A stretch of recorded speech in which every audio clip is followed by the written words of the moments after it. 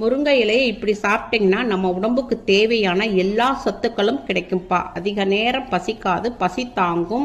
அதனால வெயிட் லாஸ்க்கு ரொம்ப ஹெல்ப்ஃபுல்லா இருக்கும். முருங்கைக்கீரையில நிறைய மருத்துவ குணம் இருக்குப்பா. இதுல பொட்டாசியம் அதிகமா இருக்கு. நம்ம உடம்புல ஹீமோகுளோபின் அளவு அதிகப்படுத்தும். மலச்சிக்கல் சரி செய்யும், முடி உதிர்தலை சரி செய்யும், முடி கொட்டாமையும் பாதுகாக்கும். நோய் எதிர்ப்பு சக்தியை அதிகரிக்கும். எல்லா நோய்களுக்கும் சிறந்த மருந்து முருங்கைக்கீரை. வாட்ஸ்அப்ல மெசேஜ் பண்ணி வாங்கிக்கலாம்.